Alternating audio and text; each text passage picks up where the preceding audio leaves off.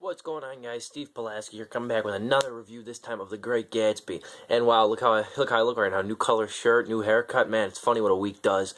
Anyway, though, so this is going to be kind of a rushed video. I know I have to be somewhere in like 10 minutes, okay? I got to get out of here in like 10 minutes, so I just want to make this video really quickly. Keep in mind that this is a companion piece to my review. You will not get my full written review.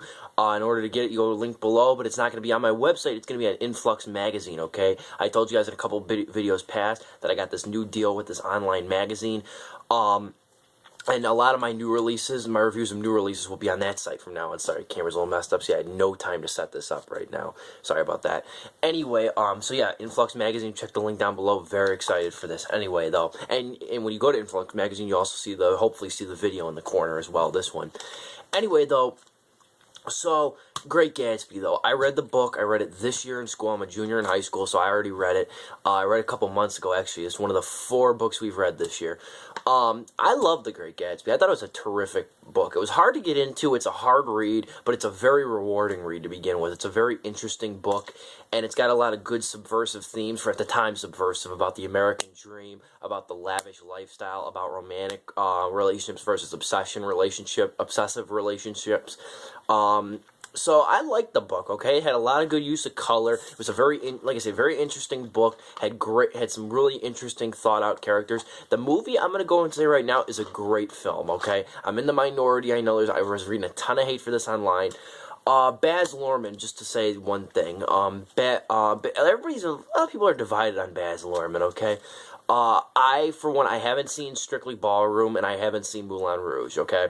I saw Romeo and Juliet. I hated Romeo and Juliet, okay? I think I'm in the minority on that one, too, because I know a lot of people like it. I hate that movie, though. That movie was a movie made for people that don't like reading, okay? I've heard people say it's the best adaptation of Romeo and Juliet. I could not disagree more. I think it's a bad movie. I think the first 5 minutes as a skit, this would have been very funny, but for a full-length movie like that, it was like if Michael Bay made Romeo and Juliet, in my opinion. Yeah, I can't stand Romeo and Juliet, that movie. I can't stand that version of Romeo and Juliet.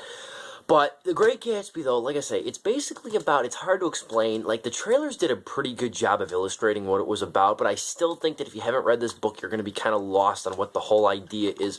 I think if you haven't read the book, you'll be able to enjoy the movie to an extent, but I think the trailers, though, if you weren't already sold by the name The Great Gatsby and the fact that you read the book, you're not really going to be sold by the trailer. But what it's about, though, it's basically about lavish lifestyle in these 2 different subdivisions. And it's hard to explain. Like I said, it's about Nick Carraway. He's played by Tobey Maguire, one of my favorite actors. It was a terrific choice for Nick Carraway. And if you look at him now in this movie, he looks so cleaned up. He looks like Jude Law, in my opinion. That's who he looks like.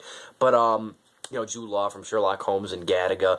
But, anyway, though, so basically Nick Carraway, he lives in, I always mix these two. I think he lives in West Egg. Okay, the different subdivisions of New York, I believe it's I cannot frickin' remember where, you know, I can never remember where they live. But there's East Egg and West Egg, and I always confuse the two. I think East Egg is the one with the old money, and West Egg is with new money. I might be screwing that up, though. Anyway, though, so Nick Carraway, he's a Midwesterner. He tries to get acquainted with the lavish lifestyle that's brought forth in this community. He runs into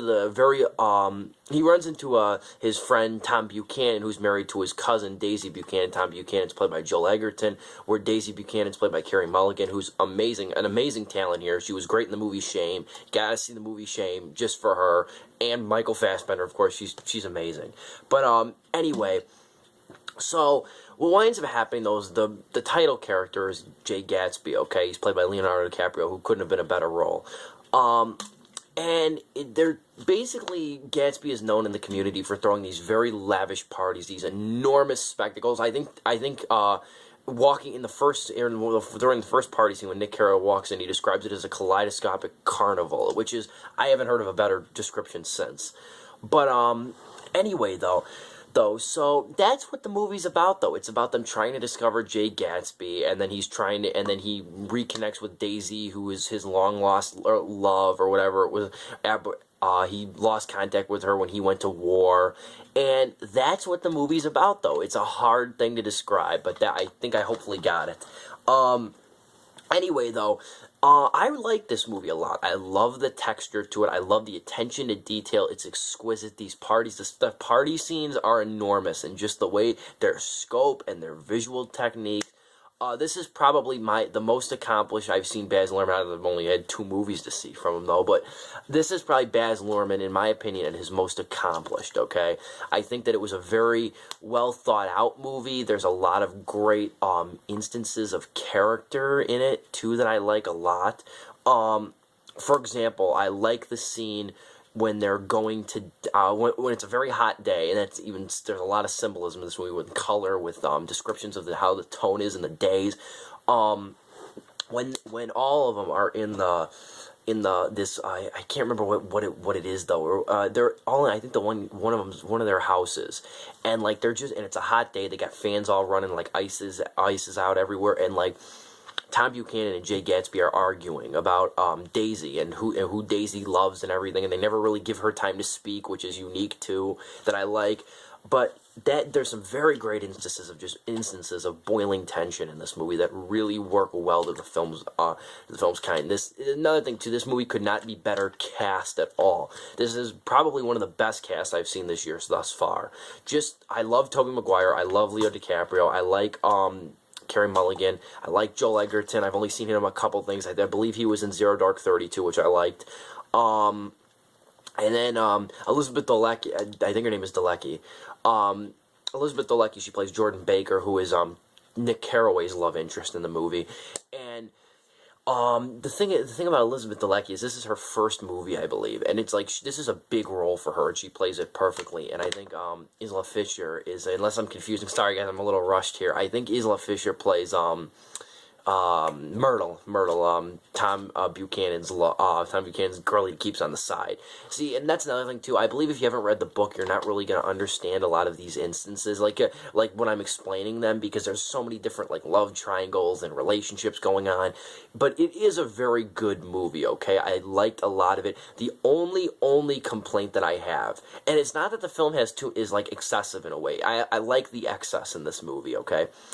My one complaint, but I'm not really going to count this against the movie. They say the phrase "old sport" too many frickin' times. I mean, it's amazing how many times I didn't count the whole thing. Next time I watch it, I'm going to count how many times they say "old sport." They said 20 times in the last 50 minutes of the damn movie, "old sport," and it comes from Jay Gatsby's character, I believe, most of the time. But good lord, man! I mean, I understand what the time period, but it's like I don't even think he said that much in the book, from what I remember.